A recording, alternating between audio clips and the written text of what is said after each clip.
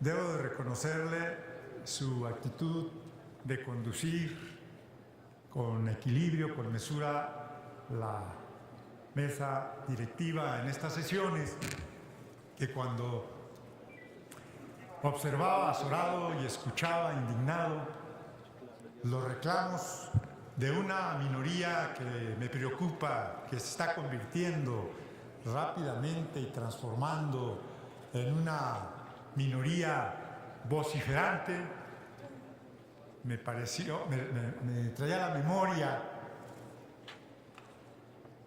aquel autor checo famoso, Franz Kafka, autor del libro El Proceso, y parecía justamente que estábamos ante el absurdo de una discusión estéril para criticar, cuestionar el orden al que tiene derecho de determinar la propia mesa directiva, de dar el uso de la palabra.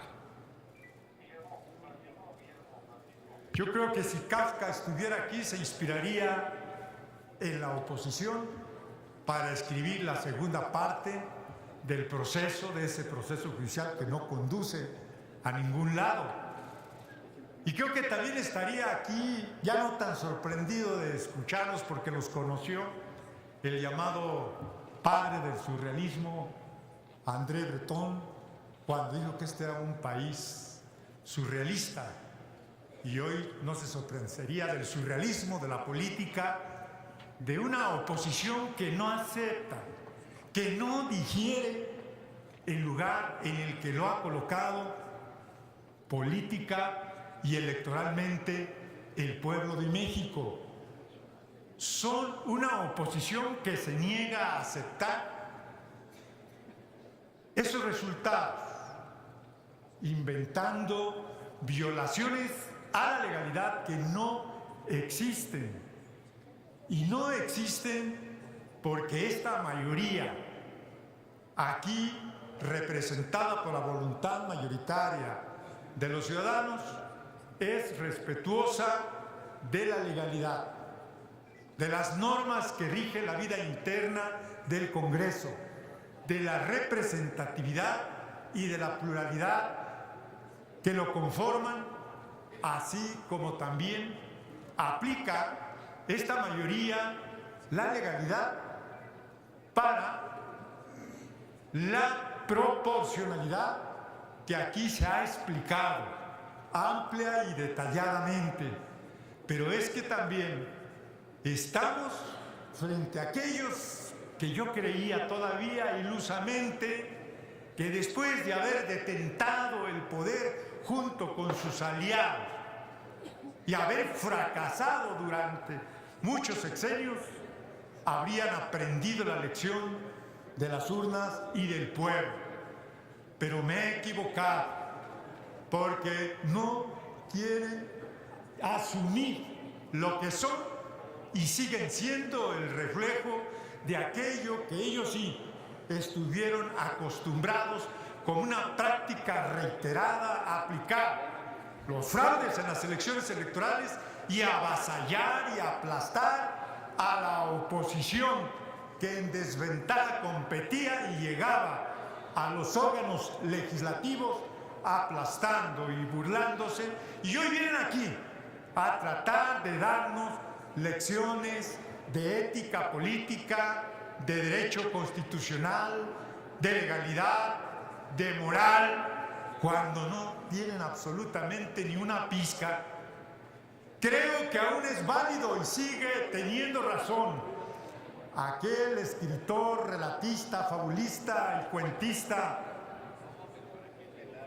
guatemalteco, hondureño y mexicano, Augusto Monterroso, cuando dijo en 1956 aquel microrrelato de 7 palabras, de una coma y un punto: cuando despertó, el dinosaurio todavía estaba ahí, y efectivamente todavía está ahí, latente, herido de muerte, lamiéndose las heridas, porque todavía no acaba de comprender que está en el proceso de extinción. Y aun cuando todavía los vemos de diferentes colores, rojos, amarillos y otros colores, en sus conciliábulos, en su desesperación por atrofiar a este cuerpo legislativo y a esta mayoría que representa Morena y que busca contribuir a los cambios y a las transformaciones, no lo lograrán. Aquí hemos escuchado las propuestas y el tono conciliador y mesurado de nuestro coordinador parlamentario, presidente además de la Junta de Coordinación, a la oposición, invitándolos al diálogo y a la búsqueda de los acuerdos, pero sin trastocar nuestra legalidad interna.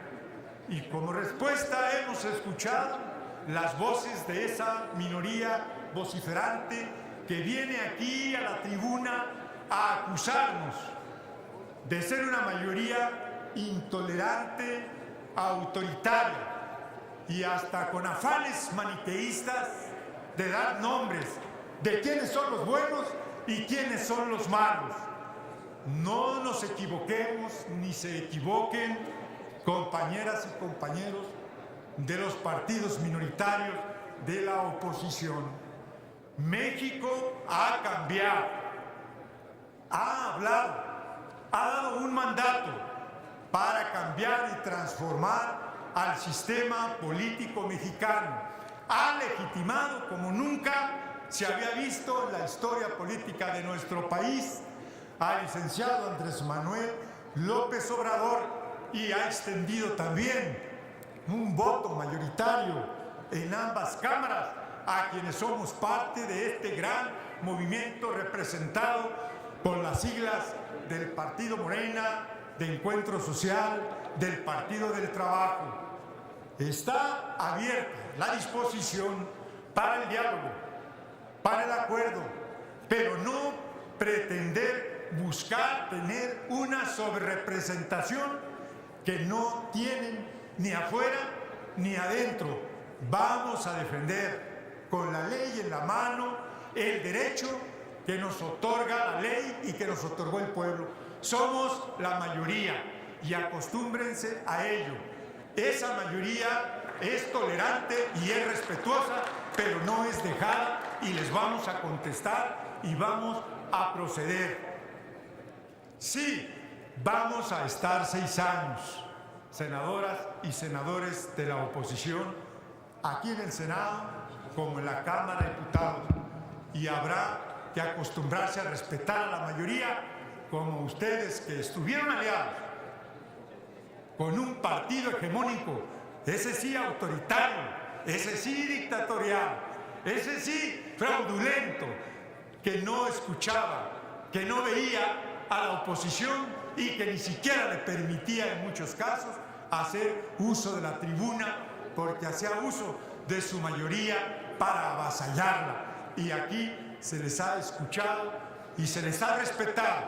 Y como lo dije, y con esto termino, yo los invito a la mesura, a la seriedad, a la responsabilidad, a respetar a la mayoría y los invito a escuchar y a aceptar el llamado a los acuerdos que ha hecho nuestro coordinador, presidente de la Junta de Coordinación Política de la que ustedes forman parte, que ha sido prudente y mesurado, mejor coordinador y presidente de la Junta de Coordinación no podría tenerse de alguien que tiene el conocimiento, la experiencia y la trayectoria legislativa como pocos pueden ufanarse, como en el caso del senador Ricardo Monreal.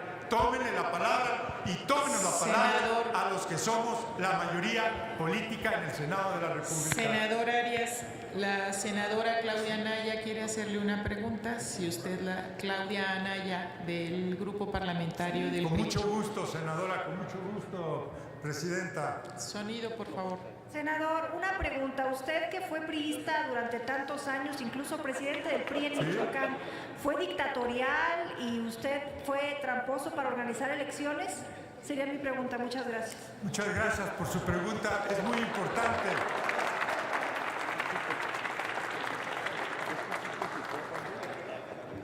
Fui priista que creyó, luchó y defendió el nacionalismo revolucionario. Fui priista que creyó, luchó y defendió el desarrollo estabilizador en nuestro país, en las políticas económicas que le dieron crecimiento económico y distribución de ingresos al país.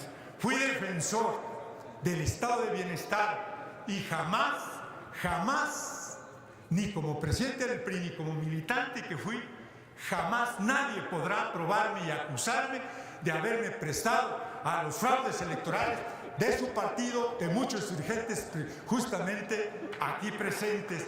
Tengo las manos limpias de fraudes electorales, tengo las manos limpias de la sangre derramada por gobiernos de su partido. Gracias. Muchas gracias por su atención. Tiene el uso de la palabra el senador Casimiro Méndez.